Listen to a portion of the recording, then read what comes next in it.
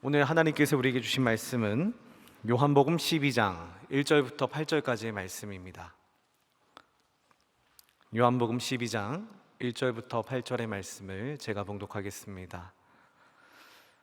6월절 엿새 전에 예수께서 베다니에 이르시니 이곳은 예수께서 죽은 자 가운데서 살리신 나사로가 있는 곳이라. 거기서 예수를 위하여 잔치할새 마르다는 일을 하고 나사로는 예수와 함께 앉은 자 중에 있더라. 마리아는 지극히 비싼 향유 곧 순전한 나드 한 근을 가져다가 예수의 발에 붓고 자기 머리털로 그의 발을 닦으니 향유 냄새가 집에 가득하더라. 제자 중 하나로서 예수를 잡아줄 가룟 유다가 말하되 이 향유를 어찌하여 300데나리온에 팔아 가난한 자들에게 주지 아니하였느냐 하니, 이렇게 말함은 가난한 자들을 생각함이 아니요 그는 도둑이라 돈꾀를 맞고 거기 넣는 것을 훔쳐 가밀어라. 예수께서 이르시되 그를 가만히 두어 나의 장례할 날을 위하여 그것을 간직하게 하라. 가난한 자들은 항상 너희와 함께 있거니와 나는 항상 있지 아니하리라 하시니라. 아멘. 오늘 말씀 제목이 그 무엇도 아까워하지 않는 마음입니다. 여러분들은 어떻게 하실지 모르겠는데 최근에 이 마음이 들게 된 이유 중에 하나가 이제 여러 가지 일을 해서 그러겠지만 제가 수중에 갑자기 돈이 생기게 됐어요. 돈이 생겼는데 남겨진 돈이 한 16만 원이 생기게 돼서 참 감사하다. 그래도 그냥 쓸 수는 없어가지고 하나님께 11조 드려야지라고 하면서 11조를 딱 하려다 보니까 16만 원에 11조가 얼마죠? 16,000원. 아주 기가 막히게 계산을 잘 하셨는데, 근데 그 고민이 들기 시작합니다. 16,000원?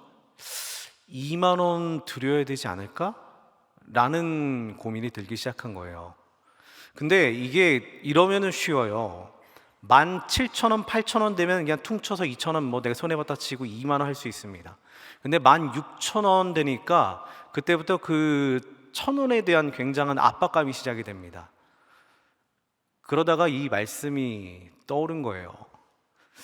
야, 이거 몇천 원 가지고도 조금 아까워하는 마음이 있는데, 이거 좀 아쉽다라는 마음이 있는데 이게 옳은 것인가라는 생각을 하다가 오늘 말씀을 접하게 됐습니다. 이제 오늘 말씀은 우리가 잘 아는 말씀이니까 배경은 간단하게 설명하려고 했는데 그래도 한번 잘 들어주시죠.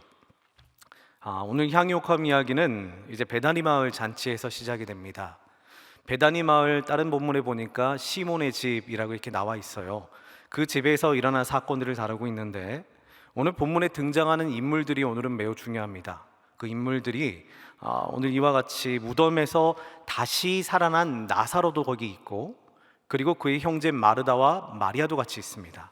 그리고 가룟 유다가 거기서 중간에 한마디 하고, 이렇게 4명이 나온다고 생각하면 됩니다. 여기서 보니까 나사로와 마르다, 마리아가 잔치를 벌이는 것 같아요.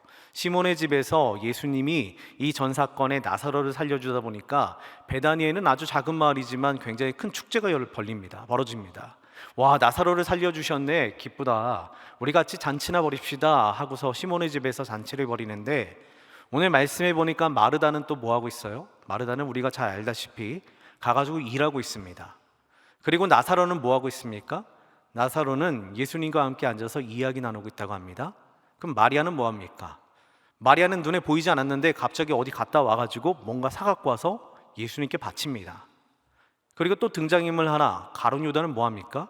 그 모습을 보면서 질타합니다. 이 4명의 인물을 가지고서 말씀을 한번 나눠보려고 합니다.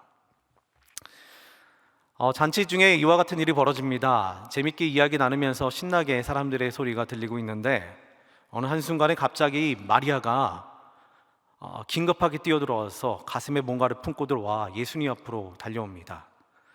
그리고 예수님 발 아래 무릎을 꿇어서 뭔지는 모르겠는데 갑자기 동그란 호리병 같은 걸 꺼내서 목을 툭 따서 그 안에 있는 내용물을 발에다가 붓습니다. 근데 향을 맡아봤더니 아주 고급 향유인 것 같아요. 말씀해 보니까 오늘 순전한 한 나드 한 근이라고 합니다. 근데 이 나드라고 하는 향유는요, 그냥 쉽게 구할 수 있는 향유가 아니었습니다. 그 당시에서 히말라야 지역에서 나는 식물인데 아주 고급 사치품 중에 하나였습니다.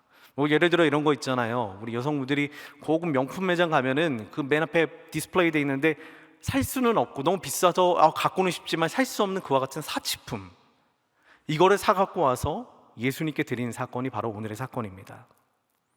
심지어는 그 가격이 300데나리온이라고 합니다. 지금 돈으로 따지면 거의 5천만 원 정도. 그런데 마리아가 그 비싼 향유를 하나도 아까워하지 않고 예수님 발 아래다가 뿌리는 모습, 붓는 모습을 보면서 한번 생각을 해봤습니다.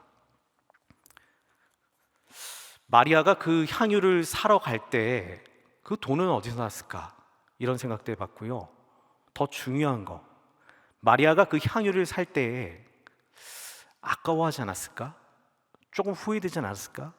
마리아가 그 향유를 구하러 갔을 때는 300데나리오니까 그 당시에는 뭐 신용카드가 있는 것도 아니고 화폐가 뭐 종이로 된 것도 아니고 동글동글한 이런 동전이었을 거 아니에요.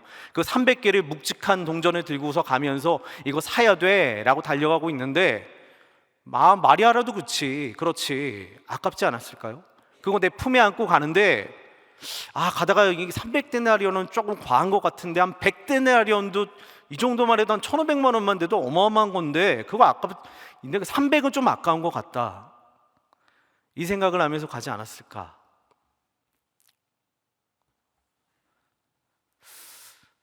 저라면 고민이 됐을 것 같습니다. 5천만 원은 좀 아니지요. 하나님께 드리는 건 5천은 아니지요. 1,500이면 되지요. 1,000이면 되지요. 아니 300이면 되죠. 다시 말씀의 이야기로 돌아와 보죠. 아무래도 마리아가 충동 구매를 한 것 같습니다. 분명히 그 돈이 어디서 난지는 모르겠지만 가족의 돈을 훔쳐왔던, 아니면 자기가 모아뒀던 결혼 자금이던, 하여튼 전 재산 같은 그 돈을 가지고 나와서 그것을 향유를 사고, 그리고 그 곱게 산 향유를 품에 안고 예수님께로 달려가는 길, 그게 뭐 옆 동네에서 산 것도 아니고 멀리서 사왔을 거 아니에요. 가는 길에 마리아가 고민했을까요? 안 했을까요? 좀 고민했을 거라고 생각합니다. 야, 이거 좀 과한가? 이거 우리 오빠 나사로가 보면 굉장히 뭐라 할 것 같은데, 우리 마르다 언니가 보면 뭐라 할 것 같은데, 야, 좀 과한가? 그럼 이거 어떻게 하지? 다시 환불할까? 다시 원상복귀 돌려놔? 다른 걸로 바꿔? 근데 마리아는 그와 같은 생각은 안 했을 것 같다는 생각이 들었습니다.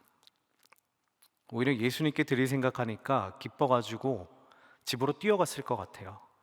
야, 이거 예수님께 드릴 수 있네, 예수님께 드디어 드릴 수 있네 라고 하면서 품에 꼭 안고 뛰어갔던 것 같습니다.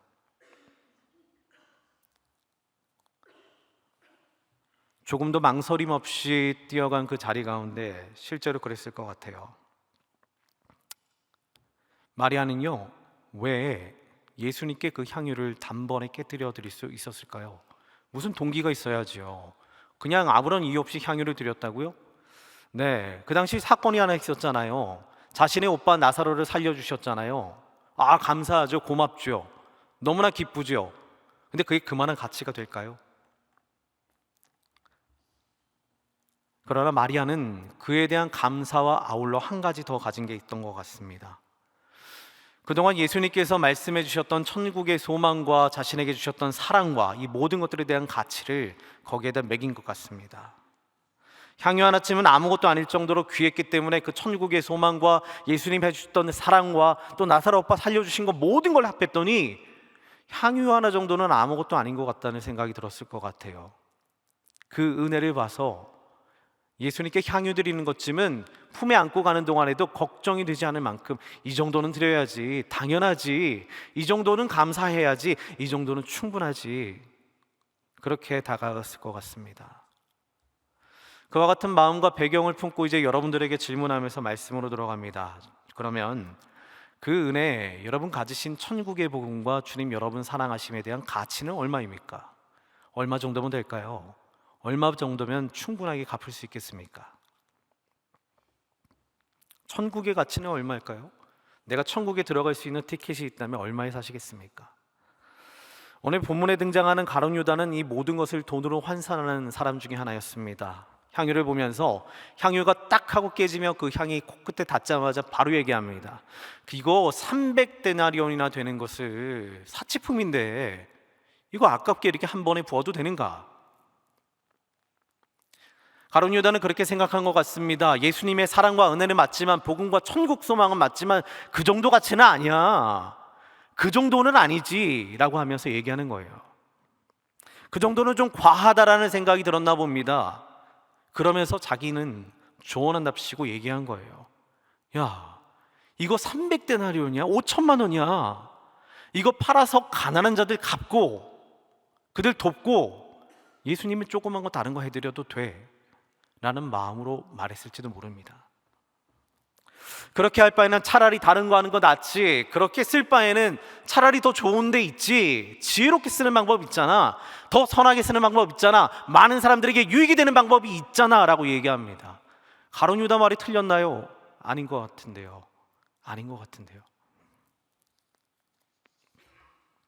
여러분, 순종하고자 하는 마음, 힘, 헌신, 시간, 이거 전부 우리가 드리려고 하는 것들인데 왜 멈칫거립니까? 왜 이거 다 드리지 못합니까? 왜 우리가 그 앞에서 잠시 기다렸다가 움직입니까?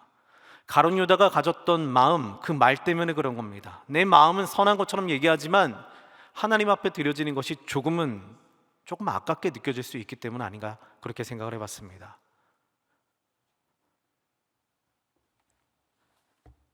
그 중심은 이렇게 말하는 겁니다. 내가 받은 사랑, 내가 받은 은혜, 저 십자가? 그래, 드릴 수 있지, 갚을 수 있지, 은혜지, 사랑이지. 그런데 그 정도는 아니지. 그 정도 시간은 안 들여도 되지, 그 정도 헌신은 안 해도 되지, 그 정도까지는 안 바쳐도 되지. 이게 바로 가룟 유다가 가졌던 마음 중에 하나예요. 가룟 유다의 판단이에요. 세상적이며 계산적이지만 그래도 정확한 판단입니다. 근데 그렇게 되면은 하나님 조금 서운해하실 것 같아요. 이제 조금 있으면 어버이날이 다가오는데 여러분 자녀들이 만일 여러분들한테 큰 선물을 가져옵니다. 어마어마하게 비싼 거 갖고 옵니다. 그러면 여러분의 마음은 어떻습니까? 당연하지, 뭐 이 정도 내가 받아야지. 아니잖아요. 부모의 마음도 그렇지 않잖아요. 뭘 또 이런 거 가져왔어, 이거 너무 과해, 이거 너무 큰 거 같아, 이렇게까지 안 해도 돼 라고 얘기는 하잖아요. 그런데 자녀가 그걸 냉큼 받습니다. 그렇죠, 너무 과한 것 같죠? 좀 작은 걸로 좀 바꿔다 드릴게요, 어머니. 그러면 어떻게 하실 것 같아요? 마음이 서운하겠죠. 왜 서운할까요? 큰 게 작은 걸로 바꿔서? 아니요, 내가 줬던 사랑의 가치가 저것밖에 안 되는 것 같아서 서운한 거예요. 큰 선물이 작아졌다고 서운한 것이 아니라 내가 베풀었던 그 사랑의 가치가 저 정도밖에 되지 않나? 라고 하는 마음 때문에 서운한 겁니다. 하나님도 동일하게 여기는 것 같습니다. 하나님의 서운함도 동일하다고 여깁니다. 십자가 사건을 바라보면 내가 여기까지 해야 돼? 이렇게까지 해야 돼? 내가 이렇게까지 헌신해야 돼? 내 시간을 이렇게 바쳐야 돼? 라고 말하면서 이 정도까지는 아니죠, 이 정도까지만 충분하지 않습니까? 라고 하나님께 말씀드린다면, 그와 같은 행동을 드린다면 하나님 뭐라 생각하실까? 섭섭해 하실 것 같아요. 왜? 그 시간이 적어서? 헌신이 부족해서? 아니요, 내가 준 사랑의 가치를 잘못 알고 있는 것 같아서. 여러분, 우리는 그 사랑의 가치를 올바르게 다시 한번 되뇌이는 시간, 사순절을 지나고 있지 않습니까? 그 사랑의 값어치가 얼마나 되는지를 다시 한번 생각해 봐야 됩니다. 여러분, 우리는 혹시 그 사랑을 안다면, 그 값어치를 조금 안다면 우리는 무엇을 드릴 수 있을까요? 우리가 하나님께 사랑받았어, 그 사랑 어마어마하게 큰 거야, 좋은 거야. 그럼 우리가 무엇을 드릴 수 있을까요? 여기서 먼저 나사로의 모습을 보시지요. 오늘 본문에 보니까 나사로는요, 은혜 입은 자, 주님 곁을 떠나지 않고 주님 앞으로 나와서 앉아있는 모습을 보입니다. 나사로가 거기 예수님과 앉아 있었다는 것은 너무나 당연한 일이잖아요. 그렇죠? 당연한 일이죠. 그러나 언제나 감사는 당연한 일부터 시작되는 겁니다. 당연한 일부터 먼저 드려야 되는 겁니다. 어쩌다가 한번 큰 거 가져다 드리면서 하나님 이제 감사를 다 갚습니다, 이제 보답해 드립니다, 그 은혜에 대해 감사합니다라고 말하는 것은, 그거는 조금 잘못된 것 같아요. 하나님의 사랑과 감사와 은혜를 안다면 제일 처음 해야 될 것은 당연한 것부터 시작하는 겁니다. 나사로와 같이 예수님 발치에 앉아서 내가 예수님을 사랑하던, 아니면 예수님을 향한 마음이 감사건, 아니면 어떠한 것이 있건 당연한 태도는 바로 예수님 앞에 앉아 있는 겁니다. 그게 바로 예배예요. 그게 바로 예배의 자리입니다. 당연한 겁니다. 여러분, 예수님 곁에 있는 것은 그게 바로 하나님께 영광을 돌리는 일이기 때문에 중요합니다.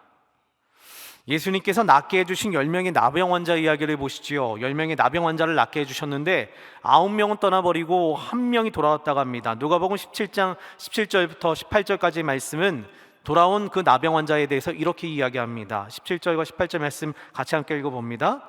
예수께서 대답하여 이르시되 10사람이 다 깨끗함을 받지 아니하였느냐? 그 9은 어디 있느냐? 이 이방인 외에는 하나님께 영광을 돌리러 돌아온 자가 없느냐 하시고. 여기 보니까 돌아왔는데 그냥 돌아온 게 아니라 하나님께 영광 돌리러 돌아왔다라고 이야기합니다. 여러분, 예배의 자리가 무엇입니까? 은혜 받은 자들이 왜 예배의 자리에 나와 있습니까?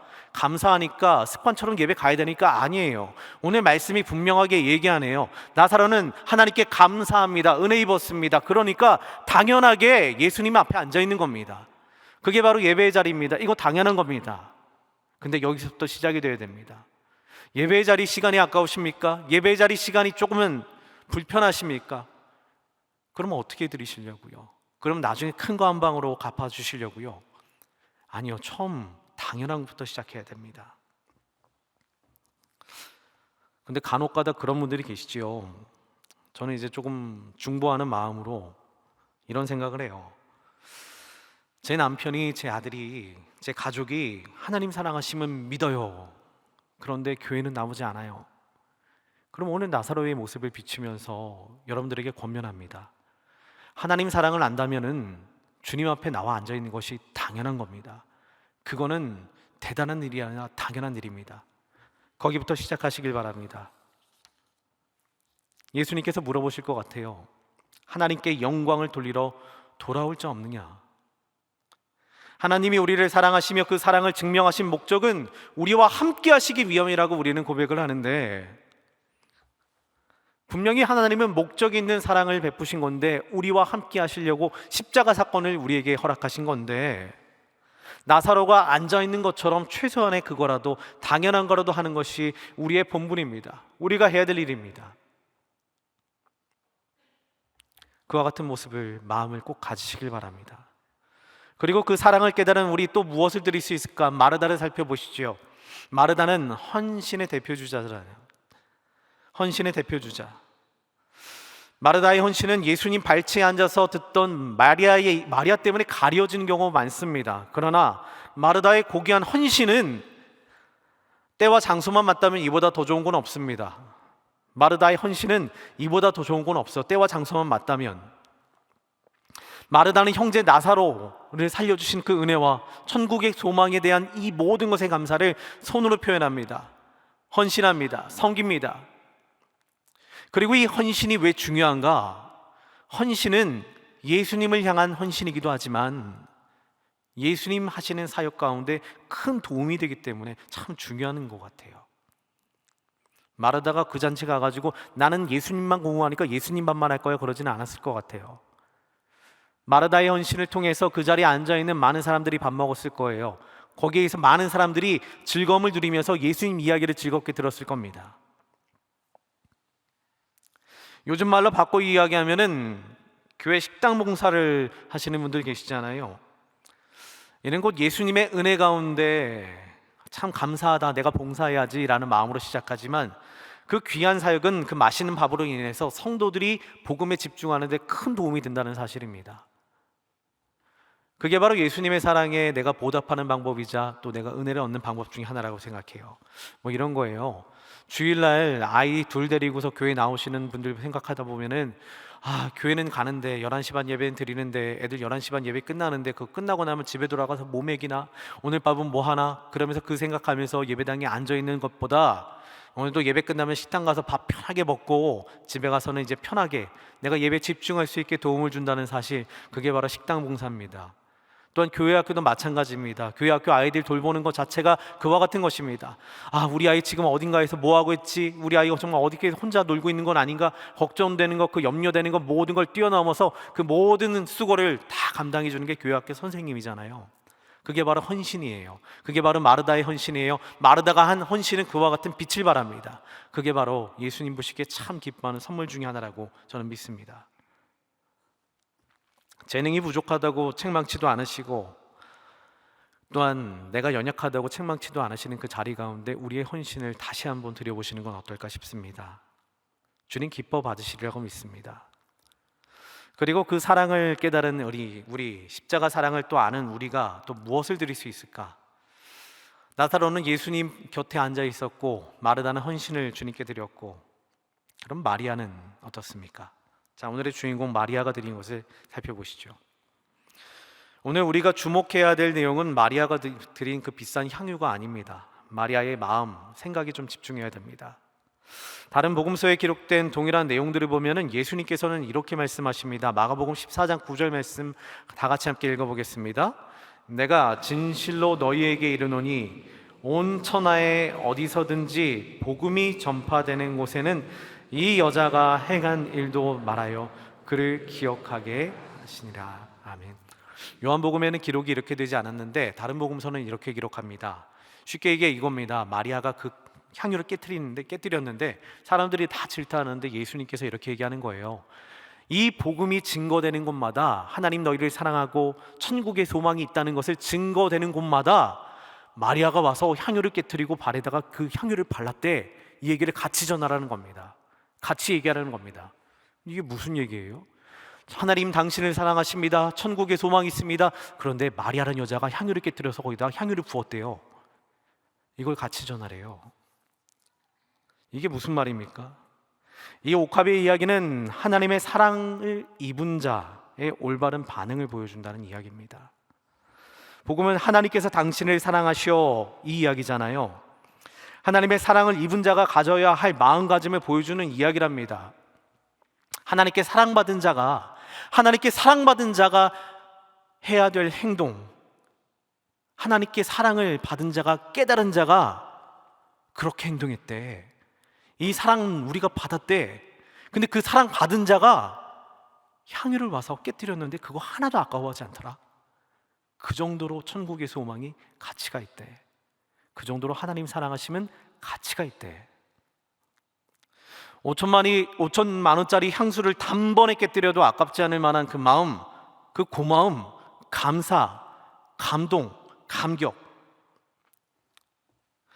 이 모든 것들은 우리가 받은 복음의 가치를 보여주는 사건입니다. 그렇기 때문에 함께 기억토록 전하라고 이야기하는 겁니다. 하나님 당신을 사랑하신데 네 감사합니다 할렐루야, 그게 끝나는 거 아닙니다. 인간의 반응은, 그럼 너희들의 반응은, 우리들의 반응은 뭔데? 거기에 따른 반응, 거기에 어떤 여자가 있는데 그거 알다가 가가지고 향유 사와서 5천만 원짜리 향유 사와서 한 번에 부었는데 아까워하지 않더래.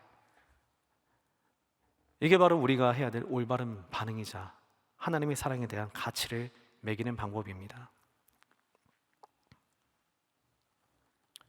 여러분, 복음의 가치에 대해서 이렇게 얘기하면 참 실감이 안 나서 저는 항상 현실적인 예화를 좀 갖고 옵니다. 마치 이런 것과 같은 거예요. 마리아의 마음, 이게 어떻게 하면 하나도 아깝지 않을까? 그 마음, 여러분 가족이 죽을 병에 걸렸다고 합시다. 그런데 누군가가 제 장기를 좀 나눠줄게요 하고 배를 갈라서 장기를 줬다고 합시다. 그렇게 수술을 받아가지고 사랑하는 가족이 살아납니다. 감사한 마음에 병원안을 가요. 그리고 물어요. 선생님 뭐 원하시는 거 있으면은 제가 한번 다 들어드릴게요. 말씀만 해보세요. 그런데 그분이 누워서 한참을 생각하다가 저 다른 거 바라는 건 없고 저쪽에 길 건너에 저기 초밥집이 있는데 저 초밥 한 줄만 사다 주시겠어요? 그거면 충분할 것 같은데요? 그럼 여러분 황당하시겠죠. 와, 그것만? 겨우 그거? 초밥이 뭐예요? 거기 있는 거 세트? 아니 제일 비싼 거? 제가 다 사다 드릴게요. 그거 갖다 줘도 하나도 아깝지 않아요. 고마워요. 감사해요. 마리아의 마음이 바로 그거예요. 향유 5천만 원? 그거 하나도 아깝지 않아요. 겨우 그거요? 하나님의 사랑에 대해 그만한 가치를 매기며 살아가는 사람이 요즘에 있습니까? 그만한 사랑과 복음의 가치를 매기며 우리는 살고 있습니까? 그에 대해서 우리는 충분히 다 보답하고 다 갚은 자가 되었습니까? 그 무엇을 드려도 하나도 아깝지 않은 그 마음, 이 마음을 품으라고 주님 우리에게 오늘 말씀하고 계신 겁니다. 그 마음 갖는 게 중요한 겁니다. 그리고 그걸 가지고 우리는 그게 하나님 사랑하는 거라고 얘기하는 겁니다. 하나님 사랑합니다, 사랑합니다 입술로? 아니에요. 입술은 약해요. 행동, 당연하죠. 나와 있는 것 당연하죠. 그리고 더 많이, 더 많은 것.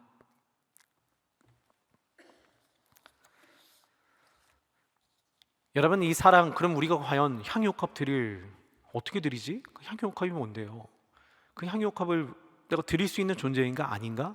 그걸 기억하기 전에 먼저 생각해야 될 게 있습니다. 우리는 먼저 그와 같은 사랑 받은 자임을 기억하셔야 됩니다. 요한일서 4장 10절 말씀은 이렇게 기록되어 있습니다. 우리 같이 함께 읽어보겠습니다. 사랑은 여기 있으니 우리가 하나님을 사랑한 것이 아니요 하나님이 우리를 사랑하사 우리 죄를 속하기 위하여 화목제물로 그 아들을 보내셨습니다. 아멘. 하나님이 우리를 먼저 사랑하사 그 아들을 보내셨대요. 우리를 사랑하시는데 그 무엇도 아까워하지 않으시고 다 주셨답니다. 그거 기억하는 겁니다. 우리가 향유옥합을 드릴 수 있느냐 없느냐, 그만한 사랑을 받았느냐 라고 묻는다면 저 십자가 바라보시면 되죠. 하나님께서는 우리를 사랑하시기 위해 그 무엇도 아까워하지 않으시고 우리에게 이 모든 것들을 더하셨는데 그 사랑을 기억하면 향유옥합쯤은 아무것도 아니지요. 복음전도지 사용례를 보면은 두 번째 원리, 인간의 타락에 대해 나오죠. 인간은 사랑받지도 못할 존재며 스스로 하나님께 다가가지도 못할 존재며 인간은 죄로 인해서 하나님을 만나지도 못할 존재입니다. 그럼에도 불구하고 하나님께서는 모든 것을 던져주셔서 그거 하나 아까워하지 않으시고, 아이고 이 아들 말고 다른 선지자 보낼까? 아니야 다른 거 보낼까? 아니야 다른 재물 보낼까? 그렇게 하지 않으시고 자녀들 구하는데 이거 하나도 아깝지 않아. 내 아들이지만, 내 몸이지만, 내 피지만 아깝지 않아 하고 우리에게 더하셨던 그 사랑, 그거 기억하는 게 바로 사순절입니다. 우리를 살리시려 어떠한 조건도 마다하지 않으시며 감내하시면서 사랑해 주셨습니다. 이게 마리아가 마음 깊이 품고 있던 복음의 기준이었던 것 같아요. 하나님 우리를 사랑하신데 거기에 대한 자신의 기준, 가치를 그렇게 매긴 것 같습니다. 이는 모르는 사람들이 부당하다고 여겼을 거예요. 예수님 살아계시고 예수님 거기 계신데 하나님 당신 사랑한다는 그 말이 이 향유옥합을 던질 만큼 그만한 가치가 있는 것인가? 그 당시 예수님 살아계실 때는 몰랐을 겁니다. 그러자 예수님께서 거기에다가 단서를 다십니다. 7절 말씀 이렇게 기록되어 있습니다. 오늘 말씀 7절입니다. 다 같이 읽습니다. 예수께서 이르시되 그를 가만히 두어 나의 장래할 날을 위하여 그것을 간직하게 하라. 아멘. 오늘 본문의 향유를 바침이 예수님의 장사를 위함, 그때까지 기억하게 둬. 그때 되면 알게 될 거야. 십자가 사건이잖아요. 십자가 사건에 달려 돌아가심을 바라보며 우리는 하나님의 사랑을 배우게 됩니다. 그러니까 그때가 되면 저 향유옥합 정도는 아무것도 아니야, 이거 알게 된다는 사실입니다. 장래가 될 때까지 기억하게 둬라. 가만히 둬라. 그때 되면 알게 될 거야.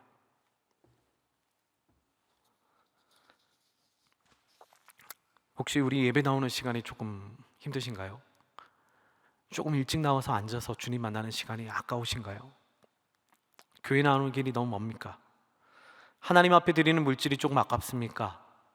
하나님께 드릴 헌신이 좀 과합니까? 우리는 충분히 십자가 앞에 모든 것을 다 드렸습니까? 향유옥합은 아니더라도 충분한 가치를 매기고 하나님께 감사를 올려드렸습니까? 우리는 이 모든 것들에 마리아와 같은 마음을 다시 한번 가져야 됩니다.